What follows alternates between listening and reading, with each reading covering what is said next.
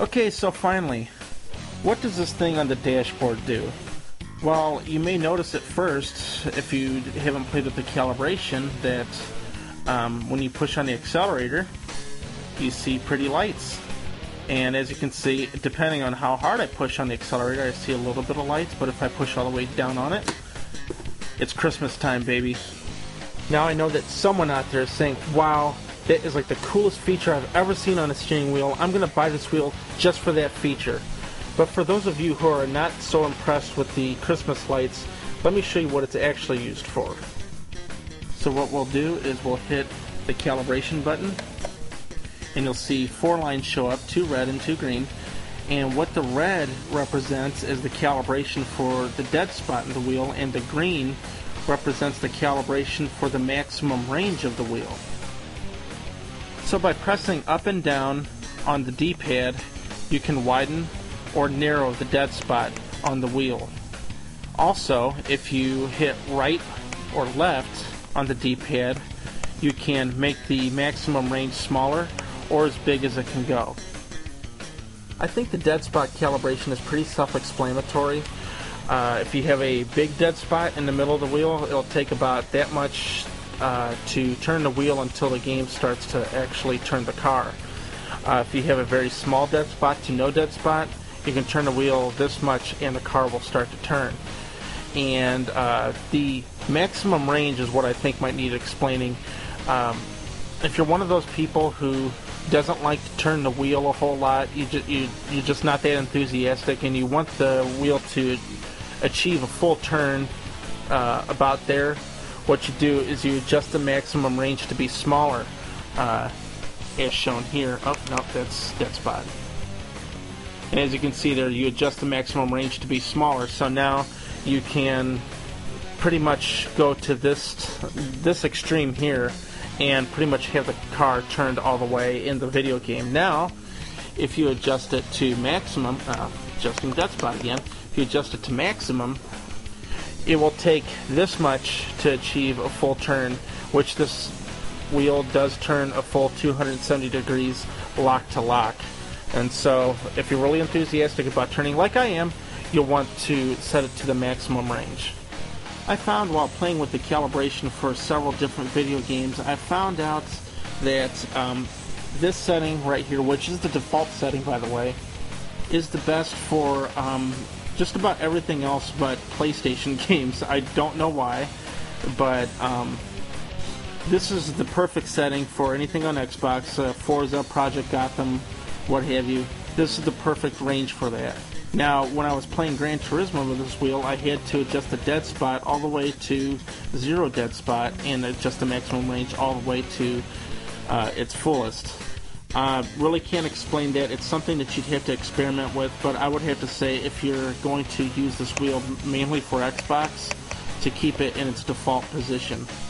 Unlike most manufacturers that actually expect you to mount their wheel to a computer desk or some other expensive rig, Mad Catz has made this wheel to sit right on top of your legs. The lower base is designed to be quite a bit wider than the typical steering wheel, and as you can see, on each side it's concaved to fit perfectly and comfortably on top of your legs. But Mad Catz didn't stop there. They actually provided these straps that retract right out of the frame, and they literally surround your legs so the wheel will absolutely not move from the top of your legs. For you gamers that absolutely have to put your wheel on something and you don't want it on top of your legs, Mad Catz has provided these 3 suction cups. Now, don't laugh, because these are some of the strongest suction cups I've ever seen. As soon as you put it onto a flat, smooth surface, you will bust yourself in the chin trying to get this wheel off of wherever you set it. As you can see, hopefully, that this wheel is not mounted to anything. It is sitting right on top of my legs. I know it's a little dark down there, and I'm also wearing black pants, which doesn't help. As you can see, it's right on top of my legs, and the pedals are down there, just placed where I like them. As you can see, they're not going anywhere.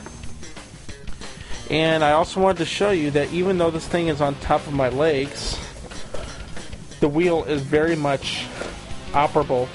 It doesn't slide around or anything. You get very precision steering, even though it's just sitting right on top of your legs. And that's the last thing I pretty much wanted to show you about this wheel, that it is totally sturdy while it's on top of your legs, and there's absolutely no need to mount it. It's just put it on top of your legs and go. If you recall at the beginning of this review, I said that this wheel works almost exactly the way it was supposed to. The key word is almost, and I'll show you why I said almost. Taking a look at the Xbox controller, note that the Xbox controller has 2 fully analog trigger buttons. On the Gamecube controller, also note that it has 2 fully analog trigger buttons. The last thing that I want you to take note of is that the PlayStation 2 controller does not have any analog trigger button. Okay, so let's take a look at the instructions. That takes about 5 pairs of glasses to read because everything's so doggone small. Nevertheless, I can read it from here, which I know you guys can't read that, but I can read it. It says, pedals. The pedals emulate the right and left analog triggers. That's for the Xbox, which is really good because, like I showed you before, it has analog triggers which are fully analog. Okay, now let's see what it says for the Gamecube, which starts right about there. It says the pedals emulate the A and B buttons.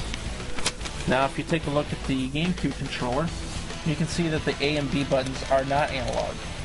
But even though they're not analog, this is not such a big problem, because since you can remap the pedal and the sequential shifter controls to other buttons, you can remap it to the analog L and R buttons, which is a good thing.